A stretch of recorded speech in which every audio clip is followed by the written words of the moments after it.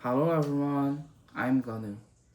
In crime scenes, do you think people with intellectual disabilities have less culpability?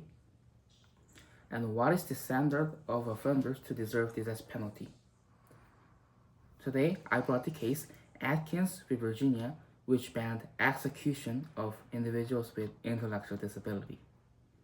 The case starts after Atkins commits a serious crime. Around midnight in 1996, Atkins abducted an airman, forced him to withdraw $200 from an ATM, drove him to an isolated location, shot 8 times and killed. During the trial, psychologist Evan Nelson testified that Atkins had an IQ of 59, which indicates he is in the range of mentally retarded.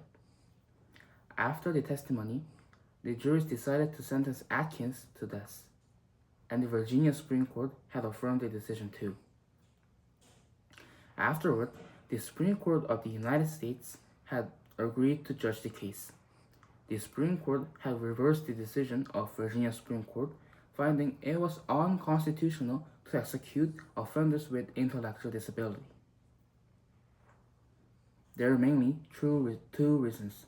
First, the Eighth Amendment protects citizens from unusual and cruel punishments held by the government.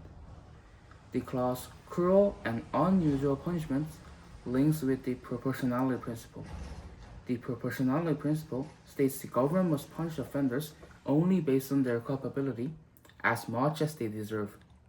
Therefore, the death penalty, which is the maximum punishment, must require maximum culpability of the offender. However, the point is, the Supreme Court believed offenders with intellectual disabilities are less likely to do impulsive control, be aware of the circumstances and consequences, and to process information due to their disability. So we can't fully blame them, and this lightens their moral culpability. This is the logic. The culpability of the offenders with intellectual disability ultimately couldn't reach the maximum level. So the death penalty, which requires maximum culpability, went too far to be held to the offenders with intellectual disability. Imagine, it would be cruel if the offenders had got punished as he or she didn't deserve. Second, the execution of offenders with intellectual disability does not satisfy the penological perspective.